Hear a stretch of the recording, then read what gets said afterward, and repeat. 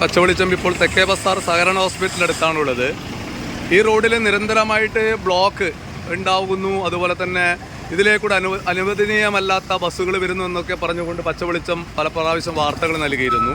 ഇവിടെ ഒരു വലിയൊരു കുഴിയായിരുന്നു ഉണ്ടായിരുന്നത്. ഈ റോഡ് പണിയെടുക്കുന്ന സമയത്ത് ഇവിടെ അതിനനുസരിച്ചുള്ള രീതിയിലുള്ള ഇത്തരം വർക്കുകളൊന്നും ചെയ്തിരുന്നില്ല. അതിൻ്റെ അടിസ്ഥാനത്തിൽ നിരന്തരമായിട്ട് ഇവിടെ അപകടങ്ങൾ ഉണ്ടാകുന്നു, വലിയ പ്രതിസന്ധികൾ ഉണ്ടാകുന്നു, ജനങ്ങൾ വെള്ളമൊക്കെ നിൽക്കുന്ന ചളിയൊക്കെ ഉണ്ടാകുന്നു.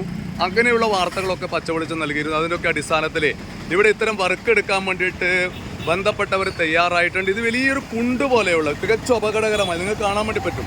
അങ്ങനെയുള്ളൊരു സ്ഥലമാണ്. അവിടെയാണ് ഇത്തരം വർക്കുകൾ ഇപ്പോൾ നടത്തുന്നത്. ആ വർക്കുകൾ വളരെ നല്ല രീതിയിൽ തന്നെ, നല്ല നിർമ്മാണ രീതിയിൽ, നല്ല മെറ്റീരിയലൊക്കെ ഉപയോഗിച്ചുള്ള സാധനങ്ങൾ ഇവിടെ വർക്ക് ചെയ്യുന്നു എന്നാണ് ഒരു കാഴ്ചയിൽ തോന്നുന്നത്. അത് ആ രീതിയിൽ തന്നെ ആയിരിക്കണം. അതുകൊണ്ട് അതോടൊപ്പം തന്നെ നമ്മൾ പരിശോധിക്കേണ്ട വേറെ പ്രധാനപ്പെട്ട ഒരു കാര്യമാണ് നമ്മുടെ തെക്കേ ബസാറിൽ നിരന്തരമായിട്ടുണ്ടാവുന്ന ബ്ലോക്കുകൾക്ക് ഒരു പരിഹാരമുണ്ടാവണം.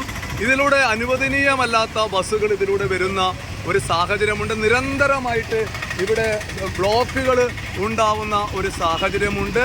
ഇവിടുന്നൊക്കെ ബസ് വളക്കുന്ന സമയത്ത് നമ്മുടെ DP സ്റ്റോർ പുതിയ ബസ് സ്റ്റാൻഡ് റോഡിലേക്ക് ബസ്സുകൾ വളക്കുന്ന സമയത്ത് ഇവിടെ നിരന്തരമായിട്ട് ബ്ലോക്ക് ഉണ്ടാവുന്നു. അതുമായി ബന്ധപ്പെട്ട് നിരവധി വാർത്തയാണ് പച്ചവെളിച്ചം നൽകിയത്.